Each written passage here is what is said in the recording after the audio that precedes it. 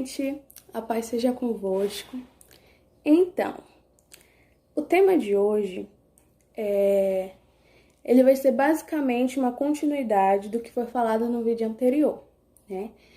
E eu vou usar a mesma história, tá? Para exemplificar o tema de hoje, a mensagem de hoje, tá bom?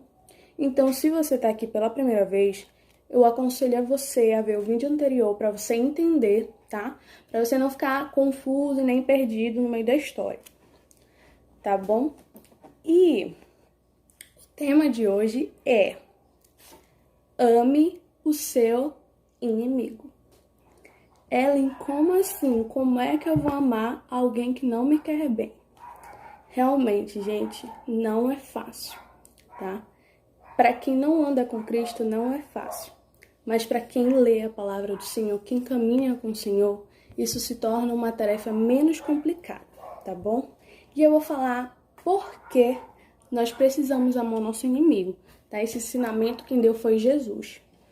Então, se você estiver com a sua Bíblia, peço para que você abra em Lucas, capítulo 6, versículo 27. E a palavra de Deus diz assim: digo, porém, a vocês que me ouvem, amem os seus inimigos, façam bem aos que odeiam vocês, abençoem aqueles que os amaldiçoam, orem pelos que maltratam vocês. Ao que lhe bate numa face, ofereça também a outra, e ao que lhe tirar a capa, deixe que leve também a túnica. Então, a história anterior, né, eu falava sobre a amizade de Davi e Jonatas. Contudo, Davi formou um inimigo, né? Ele criou um inimigo sem mesmo ter motivos, certo?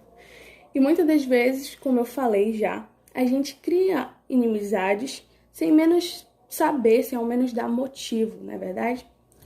E aí, eu terminei a história de Davi e Jonatas contando, né, da lealdade que Jonatas teve com Davi.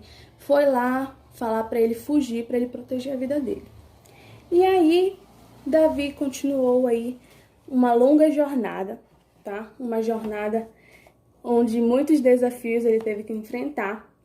E assim, gente, eu não vou contar tudo o que aconteceu durante essa jornada aí de fuga de Davi, porque são muitos detalhes. E o vídeo vai ficar muito longo, então eu vou tentar ao máximo resumir para chegar no foco da mensagem, tá bom? Então, Davi continuou lá a sua jornada, né? E uma das suas paradas foi na cidade de Nob. Lá ele foi atrás de um sacerdote, por quê? Davi, ele precisava se alimentar, tá? Ele não teve tempo de arrumar uma bagagem, guardar um alimento para ele. Ele estava sem nada, basicamente. Então, ele queria parar ali na casa de um sacerdote que poderia o ajudá-lo, né? E aí, chegando na casa do sacerdote, cujo nome era Aimeleque, Davi se aproximou dele e pediu para que ele desse pão e desse também uma armadura para ele. Só que o sacerdote Ameleque achou estranho Davi estar sozinho ali naquela cidade, né, naquelas bandas. E aí o sacerdote perguntou, né, por que ele estava sozinho, se ele tinha vindo com alguém, o que ele estava fazendo por ali. E aí, gente, entra um primeiro detalhe muito importante que eu acho Davi era surpreendente na sua inteligência, ele era muito prudente, na verdade. Davi, ele não contou ao sacerdote que ele estava em fuga. Por quê?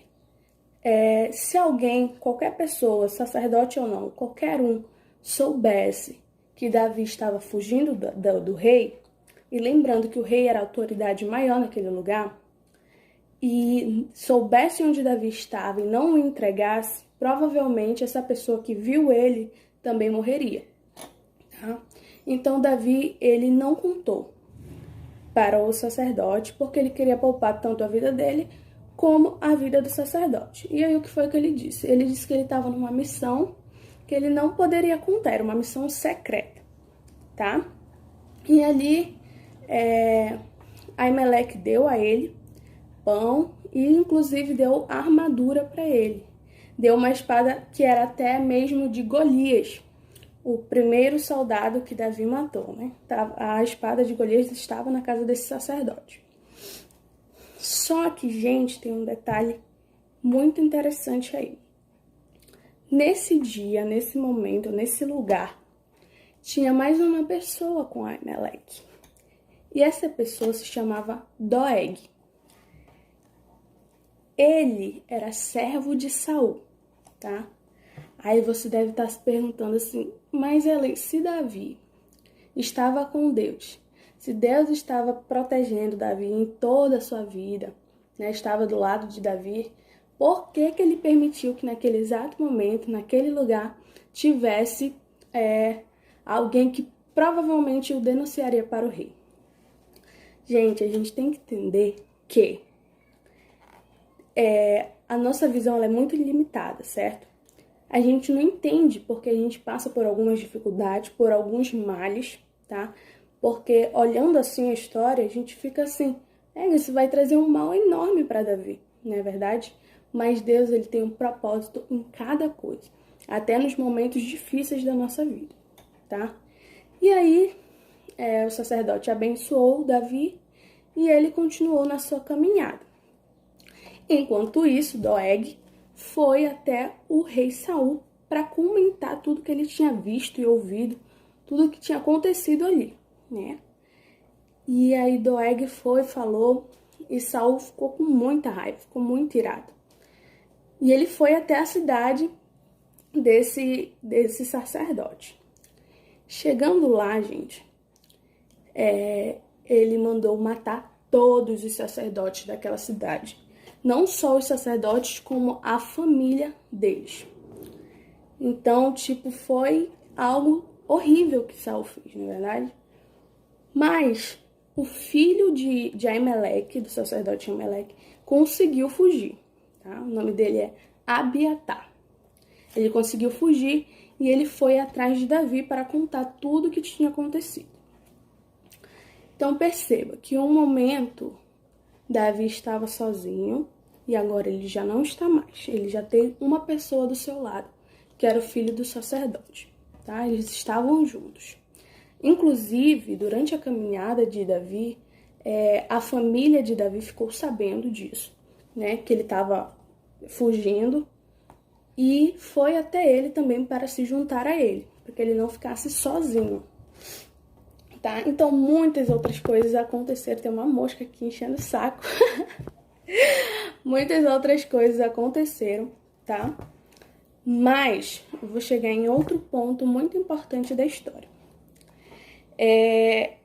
Davi chegou a uma cidade chamada Moabe. Nessa cidade, Davi ele tinha uma fama, né? Já que ele tinha matado Golias, a fama dele se espalhou por várias cidades. E muitos homens daquele lugar queriam estar perto de Davi, queriam se juntar a Davi. Então, de uma hora para outra, Deus levantou ao lado de Davi um exército de 400 homens. E a Bíblia frisa em dizer que esses homens eles eram pessoas endividadas, pessoas que viviam em dificuldades, eram pessoas amarguradas de espírito. Aí você deve estar se perguntando assim, mas por que Deus não colocou ao lado de Davi homens com poder, homens com armadura? Porque Deus, ele sabe de todas as coisas, ele tem um propósito em cada coisa, né? Então, Davi ele era muito inteligente, eu tenho certeza que ele pôde ali compartilhar sua sabedoria com aqueles homens, né? E ele se tornou líder desses 400 homens. E ali Davi já tinha um exército, ele já não estava mais sozinho. Se ele tivesse que lutar, ele não lutaria mais sozinho, tá? E aí, Davi continua essa jornada, ele caminhou muito. E ele parou na cidade de Zif. Chegando nessa cidade, gente, o povo de lá, os zifeus, eles não gostaram da presença de Davi naquele lugar. E aí eles foram avisar o rei, mandaram mensageiros e foram avisar o rei, tá? Falaram assim, olha, rei, o Davi tá lá na nossa cidade, se o senhor quiser matar ele, pode ir lá buscar ele, tá? Só que ao mesmo tempo que tinha mensageiros para avisar, para denunciar a vida de Davi, tinham mensageiros bons, secretos, que observavam tudo e iam dizer para Davi: olha, Davi, estão te denunciando, então foge. E aí foi um mensageiro até Davi e falou: olha, Davi, o pessoal daqui estão te denunciando, então corre com teus homens, foge, porque Saul deve estar vindo atrás de ti. E aí Davi foi, né? Só que aí Saul já estava atrás dele, né? Saul convocou os homens dele e foi atrás de Davi. Só que aí, gente, quando Saul já estava bem próximo de Davi, chegou um mensageiro correndo às pressas lá e falou para Saul: Saul, meu rei, os filisteus estão atacando a nossa cidade, então a gente tem que voltar agora, senão a população toda vai morrer. E aí, Saul, obviamente, teve que deixar de perseguir Davi, porque ele era o rei, ele tinha que cuidar do reino. Então, a prioridade dele seria o reino. E aí, ele voltou até a cidade para lutar contra os filisteus. E isso deu tempo para que Davi pudesse prosseguir um pouco mais. Só que não pense que Saul desistiu, não. Depois que ele terminou de lutar com os filisteus, ele voltou a perseguir Davi. Só que aí Davi já estava um pouco mais longe, né? Ele estava escondido com seus homens numa caverna, tá? Creio eu que seja uma caverna muito grande, porque para caber 400 homens, na verdade, e uma caverna escura também. Então eles estavam lá escondidos, né? E quando eles menos esperavam, a tropa de Saul já estava chegando perto dessa caverna. E quando eles chegam exatamente na frente dessa caverna, Saul pede para que eles parem, porque Saul sente uma vontade de fazer as necessidades dele, as necessidades fisiológicas dele. E aí ele pede para o exército dele esperar que ele ia entrar na caverna para fazer as suas necessidades.